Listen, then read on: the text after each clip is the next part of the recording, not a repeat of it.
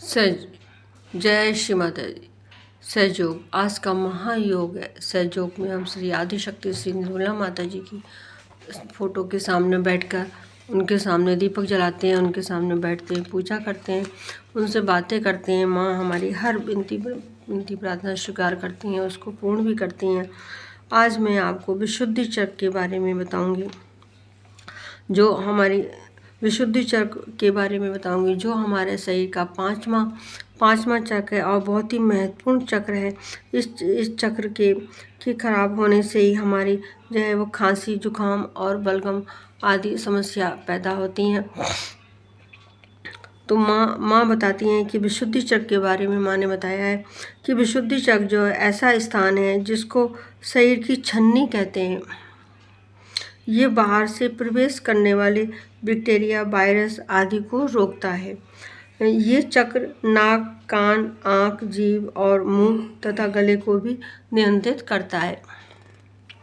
जब ये चक्र हमारा मध्य विशुद्धि चक्र जो हमारा खराब होता है, तभी हमको जुकाम, खांसी और बुखार भी आता है और बलगम भी हमारे शरीर में बनने लगता है, जो हमारे लिए बड़ा दुखदायी बन जाता है। तो माँ ने उसको शुद्ध करने की माँ ने 2 तरीके बताए हैं कि माँ ने बताया है कि सबसे पहला उन्होंने तरीका बताया है कि ये 2 तरीके बताए हैं कि एक उन्होंने बताया है कि ये हमारे लिए बहुत ही महत्वपूर्ण है।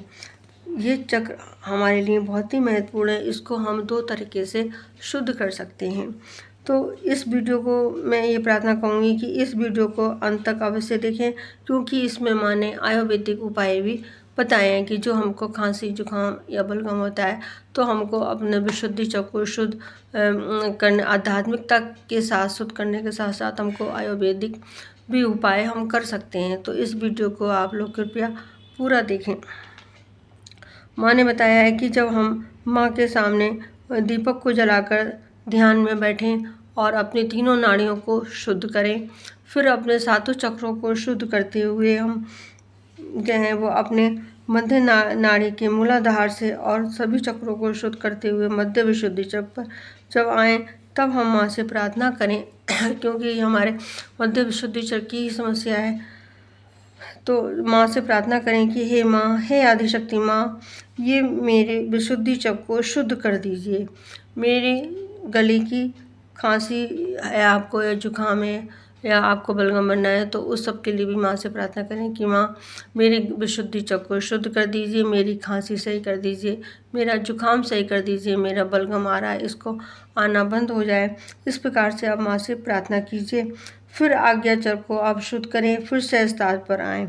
श्री माँ से प्रार्थना करें कि हे माँ, मुझे आत्म साक्षात्कार सहस्त्रार पर आए। श्री माता जी से प्रार्थना करें कि हे माँ, आप कृपया मेरे सहस्त्रार को खोल दीजिए, मेरे सहस्त्रार को शुद्ध कर दीजिए, मुझे मेरी कुंडली माँ को जागृत कर दीजिए।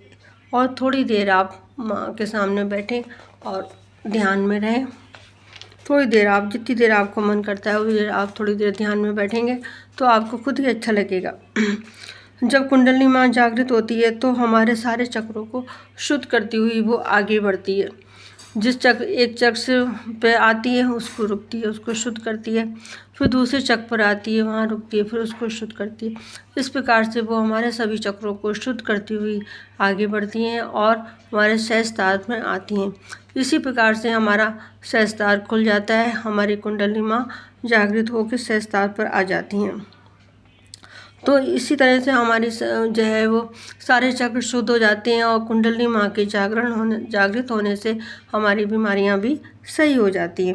फिर माँ ने हमको दूसरा तरीका बताया है कि ये तो हम ध्यान के द्वारा हम अपने विशुद्धि चक्र को शुद्ध कर रहे, चक्र को शुद्ध कर। दूसरा उन्होंने आयुर्वेद में बताया है कि हमें जो है वो हम दोनों काम करते हुए हम अपने चक्रों को भी शुद्ध कर सकते हैं और आयुर्वेद के उपाय से हम अपनी जो खांसी जुकाम है इसको भी हम सही कर सकते हैं। माँ ने बताया है कि आयुर्वेदिक उपाय हैं। माँ ने बताया कि हमको क्या हमें आयुर्वेद में खांसी जुकाम के लिए कौन सा उपाय करना चाहिए। सबसे पहले 1 आधी इंच मुलेठी ले लें, 3-4 काली मिर्च, 1 चम्मच सौंफ, 2-3 हरी इलायची, 2 लौंग, थोड़ी सी अजवाइन, 2 तुलसी की पत्ती, 2 तुलसी के पत्ते, 1 पान का पत्ता और इन सब चीज़ों को आप कूट लें। फिर 1 या 2 गिलास पानी में इसको उबाल लें। जब ये आधा रह जाए तब आप इसको जो है रख दें। इसमें आप इसको थोड़ा सा ठंडा होने के लिए उसमें रख दें, और अगर आप चाहें तो इसको जो है वो थोड़ा सा धीरे धीरे इसको 10-15 मिनट जो है उबलने दें। फिर इसको आप ठंडा होने दें। इसमें थोड़ा सा जब उबल जाए तो इसमें थोड़ा सा आप गुड़ डाल दें, थोड़ा सा गुड़ डाल दें। अगर किसी को डायबिटीज़ है तो गुड़ आप ना डालें, लेकिन अगर वैसे आप गुड़ डाल सकते हैं क्योंकि गुड़ भी बहुत फ़ायदा करता है। और जब गुनगुना रह जाए तब आप इसको पिएं, धीरे धीरे पिएं। इसी प्रकार से आप सुबह और शाम ये काढ़ा बनाएं और पिएं। अगर छोटे बच्चों को सर्दी हुई है तो उसके लिए माँ ने बताया है कि थोड़ी सी धागे वाली मिश्री ले लें और उसमें थोड़ी सी मुलेठी, 2 या 3 तुलसी के पत्ते, 2 या 3 तुलसी के पत्ते ले लें और तुलसी के पत्तों को जो है वो में उसको पीस लें। पीसने के बाद में उसमें मिला लें। जब पीस लें और उसको मिश्री मिला लें, मिश्री अलग से पीस लें क्योंकि उसके साथ पीसेंगे तो वो पीस नहीं पाएगी। मिश्री को अलग पीस लें और तुलसी के पत्तों को थोड़ी सी मुलेठी को उसमें डालकर आप पीस लें और इसको मिला लें।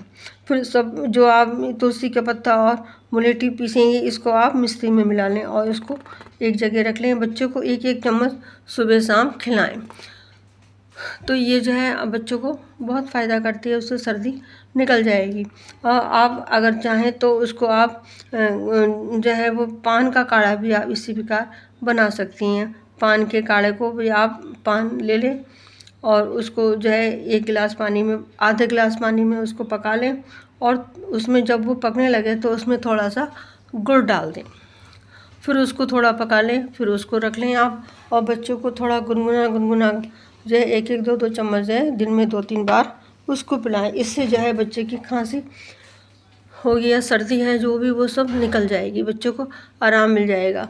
और बड़ों के लिए भी गुड़ बहुत फ़ायदा करता है, तो गुड़ भी आप जो मैंने अभी काढ़ा बताया था पीछे उसमें भी आप गुड़ डाल सकते हैं। लेकिन जिसको डायबिटीज़ ना हो वो लोग इसका गुड़ का इस्तेमाल करें, बाकी लोग इसको जो जिनको डायबिटीज़ नहीं है वो इस्तेमाल कर सकते हैं। जिनको डायबिटीज़ है वो लोग इसको इस्तेमाल ना करें। आजकल जो हो रहा है कि बहुत सर्दी खांसी जुकाम हो रहा है, मुझको भी हो रहा है, आपको लग रहा होगा देखने में सुनने में